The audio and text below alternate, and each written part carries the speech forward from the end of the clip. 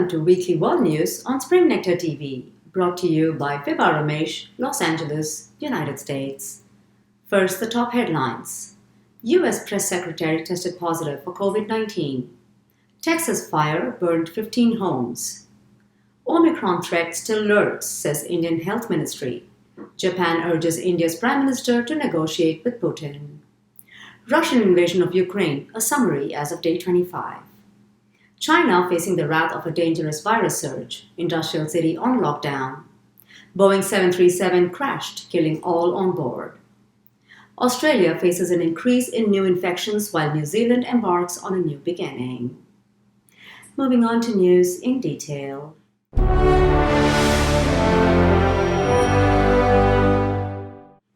On Tuesday, it came to light that U.S. Press Secretary Jen Psaki tested positive for COVID-19. Subsequently, she cancelled her travel plans to Europe, which was earlier scheduled for meetings in Poland and Brussels, along with President Joe Biden. She confirmed the same in a statement as she said, "In preparation for travel to Europe, I took a PCR test this morning. That test came back positive, which means I will be adhering to CDC guidance and no longer be traveling on the President's trip to Europe." She also added, "I had two socially distanced meetings with the President yesterday and he is not considered a close contact as defined by CDC guidance. I'm sharing the news of my positive test today out of an abundance of transparency. The President tested negative today via PCR test." Meanwhile, in Texas, huge wildfires that started last week burned at least 50 homes. The fires were known to have started around 120 miles west of Dallas. News has it that as of Monday, the fires had burned nearly 85 square miles of the Eastland complex. According to the Texas A&M Forest Services, the wildfires were contained by 60% as firefighters continue to put out the raging blaze. In the words of Wes Moorhead, Texas A&M Forest Service fire chief, "The extreme conditions present across the state last week greatly impacted several communities and the Texans that live there. These communities endured significant loss and we grieve with you." And in India, for the first time after assuming office as Prime Minister of Japan, Fumio Kishida visited India for the 14th India-Japan Summit. The summit opened up discussions on reviewing and reinforcing bilateral cooperation in multiple areas of interest, such as global issues, peace, and prosperity, with focus on the Indo-Pacific region. That said, one of the crucial points of discussion involves the Russian invasion of Ukraine. To that end, Japan's Prime Minister sought PM Narendra Modi's cooperation in urging Putin to keep up a free and open international order. Meanwhile, the Health Ministry said on Monday that the threat of the Omicron variant of the virus is still prevalent, as the nation braves a third wave. To that end, Joint Secretary Love Agarwal stated at an event that threat of Omicron variant has not gone away from India, but we have been able to successfully manage as high as 23 times better than the world's overall management of COVID-19 when it comes to saving precious lives.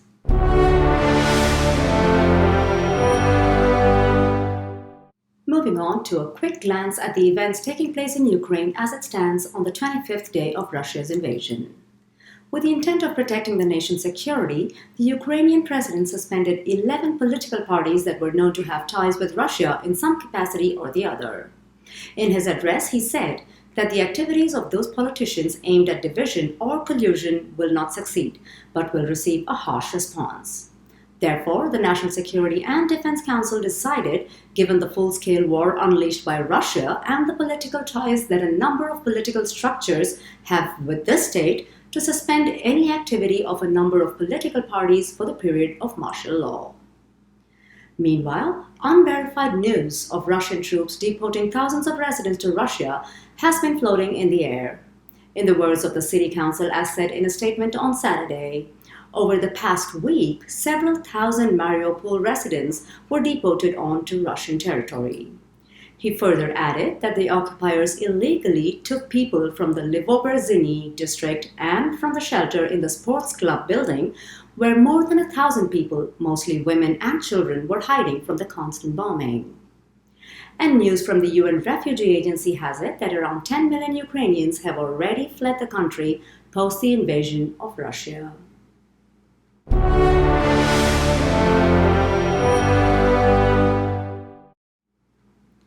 Over to China, the country is in the midst of a sudden surge in the number of coronavirus cases as 2,157 community transmissions and 2 deaths were reported on Saturday. The spike has prompted the government to impose a travel ban and has mandated people to procure police permission to cross borders. And on Monday, the industrial city of Shenyang was brought into complete lockdown as 4,770 new infections were reported, most of which were reported from the province of Jilin. The industrial city, which has a population of 9 million and is the base for several factories including BMW, was put on closed management by authorities and residents were prohibited from leaving without producing a 48-hour negative test result. Meanwhile, on March 21st, China Eastern Airlines flight crashed in Guangxi province, taking the lives of all the 132 passengers on board. News has it that the Boeing 737 lost over 8,800 meters of altitude and nosedived and crashed. As soon as the Civil Aviation Administration received distress signals from the aircraft, they immediately sent a working group to the spot. However, all the 123 passengers and 9 crew members died. According to the Director of Aviation Safety at the Civil Aviation Administration of China, as said on Tuesday, the jet was seriously damaged during the crash and investigations will face a very high level of difficulty. Given the information currently available, we still do not have a clear assessment of the cause for the crash. Moving on, Australia reels under a spike in infections predominantly led by a subvariant of Omicron. The BA2 subvariant is known to be the more transmissible variant and has led to a surge in infections by nearly 37% in 7 days. Statistics show that the country recorded 295,146 new cases last week, with 46,422 new infections and 28 deaths reported on Saturday alone. The spike happened at a time when the federal government had announced a support package for travel agents. The $75.5 million package was intended to revive the tourism industry. Said Dante Han, Minister for Tourism, Australia's tourism industry is bouncing back, with international and state borders now open and a date set for the resumption of cruising. Confidence is growing. Australians are booking holidays with their travel credits and our travel agents are in demand.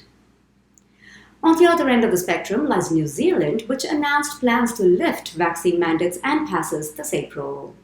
This would be a big step in relaxing COVID-related restrictions since the start of the pandemic. The announcement was made by Prime Minister Jacinda Ardern on Wednesday with supporting data such as high vaccination rates, better modeling, and identifying of high-risk environments. In the words of Ardern, we've been signaling for some time that when we come off the peak, that would be the time to be able to ease the use of things like vaccine passes and mandates.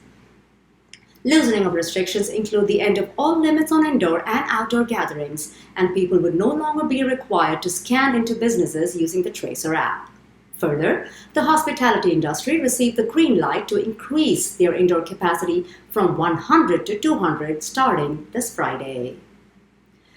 Moving on, the United Kingdom is all set to sign the dotted line of an agreement with the United States to remove tariffs on export of British steel. To that end, the UK's International Trade Minister and US Commerce Secretary met on Tuesday to discuss the deal. The move is expected to end months of tensions that stalled the bilateral agreement. In the words of a spokeswoman for the Department of International Trade, since announcing the start of formal talks in January, we have made good progress towards agreeing a resolution on steel and aluminum tariffs. Our objective remains for the US to lift Section 232 tariffs promptly and clear the way for a thriving trading relationship. With that, we come to this week's Did You Know?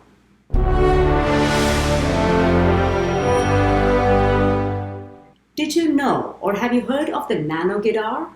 Well, it's the size of a human blood cell. Interesting, right? The tiny string instrument was developed by a group of researchers from Cornell University.